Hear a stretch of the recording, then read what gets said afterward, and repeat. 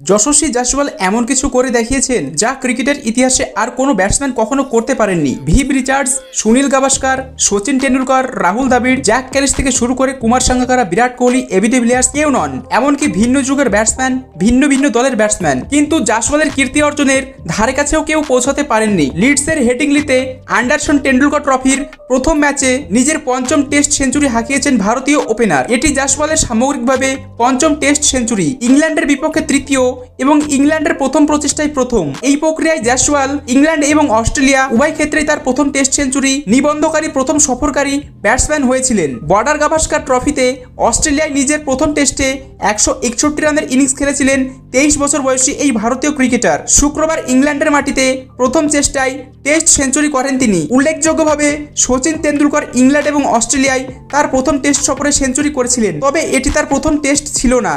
ইংল্যান্ডের টেন্ডুলকারের প্রথম সেঞ্চুরিটি সেখানে তার দ্বিতীয় টেস্টে হয়েছিল, যখন অস্ট্রেলিয়ায় তার প্রথম সেঞ্চুরিটি অ্যাডিলেডে তার তৃতীয় প্রচেষ্টায় এসেছিল। 49তম ওভারে ব্রাইডন কার্সের বিরুদ্ধে পরপর 4 হাঁকানোর পর শেষ বলে সিঙ্গেল নিয়ে নিজের ল্যান্ডমার্কে পৌঁছে যান জয়সওয়াল। নিজের উচ্ছ্বাস লুকানোর কোনো চেষ্টাই করলেন না তিনি লাফিয়ে উঠলেন, চিৎকার করলেন এবং আরও কিছু চিৎকার করলেন, যাতে ভিড় এবং বিশ্বজুড়ে যারা দেখছেন তারা জানেন যে তিনি এখন অস্ট্রেলিয়া, ওয়েস্ট ইন্ডিজ এবং ইংল্যান্ডে সেঞ্চুরি করেছেন। টেস্ট অভিষেকে ওয়েস্ট ইন্ডিজের বিপক্ষে সেঞ্চুরি করা জয়সওয়াল গত বছর ইংল্যান্ডের বিপক্ষে হোম সিরিজে 700-র বেশি রান করেছিলেন এবং বাঁহাতি ব্যাটসম্যান ফ্রি লায়ন্সদের বিরুদ্ধেও আর সমৃদ্ধ ফর্ম অব্যাহত রেখেছিলেন। জয়সওয়ালের সেঞ্চুরিটি এমন এক সময়ে এসেছিল যখন কিংবদন্তি বিরাট কোহলি এবং রোহিত শর্মা অবসরের পরে ভারতের নতুন যুগের ব্যাটিং অর্ডার বিদেশি কন্ডিশনে কেমন পারফরমেন্স করবে তা নিয়ে গুরুতর উদ্বেগ ছিল। শুভমান গিল এবং কে এল রাহুলের সাথে যশস্বী জয়সওয়াল সকলে আত্মবিশ্বাসের সাথে শুরু করেছিলেন। কে এল রাহুলের সাথে জুটি বেঁধে বেন স্টোকস প্রথমে বোলিং করার সিদ্ধান্ত নেওয়ার পরে ভারতকে একটি শক্ত সূচনা দিয়েছিলেন। এই জুটি ইংল্যান্ডের দুর্বল পেস আক্রমণকে পুঁজি করে, প্যাডে ওভার পিচ বা বিপদগামী যে কোনো কিছুকে শাস্তি দেয়।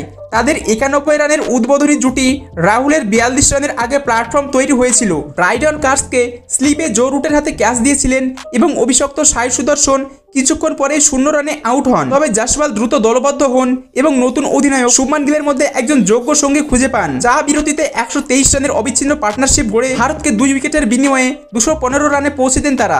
সাবলীল এবং আক্রমণাত্মক গিল দ্রুত 58 রান করেছিলেন, তার দ্রুততম টেস্ট অর্ধশত রান, শক্তিশালী ড্রাইভ এবং পুল সহ, যা জয়সওয়ালের মাপায় স্ট্রোক প্লের পরিপূরক ছিল। জয়সওয়াল উন্নত শৃঙ্খলা দেখিয়েছিলেন, বিশেষত চ্যানেলের বাইরের ডেলিভারির বিরুদ্ধে, এমন একটি ক্ষেত্র যেখানে তিনি নেতৃত্বের ম্যাচগুলি লড়াই করেছিলেন। তার সেঞ্চুরিটি এসেছিল 144 বলে, 16টি বাউন্ডারি সম্বন্ধিত এবং দুর্দান্ত টাইমিং এর পাশাপাশি দৃঢ় প্রতীক্ষার মুহূর্তগুলি অন্তর্ভুক্ত ছিল। সেশনের শেষের দিকে মাঝে মাঝে ক্র্যাপিং সত্ত্বেও তিনি সুরক্ষিত ছিলেন। কার্সের বলে ব্যাক টু ব্যাক বাউন্ডারির পরে একটি তীক্ষ্ণ সিঙ্গেল নিয়ে তার সেঞ্চুরি এনেছিলেন। প্রতিশ্রুতিশীল বাঁহাতি ব্যাটসম্যান চা বিরতির ঠিক পরেই 101 রানে ক্লিন বোল্ড হন, কারণ ইংল্যান্ড অধিনায়ক বেন স্টোকস তার ব্যাটকে পরাস্ত করার জন্য একটি ডেলিভারি তৈরি করেছিলেন। তো বন্ধুরা, এই ছিল আজকের ছোট্ট ভিডিওর। ভিডিওটি ভালো লেগেছে, যদি ভিডিওটি ভালো লেগে থাকে তাহলে ভিডিওটি লাইক করে চ্যানেলটি সাবস্ক্রাইব করে দিবেন।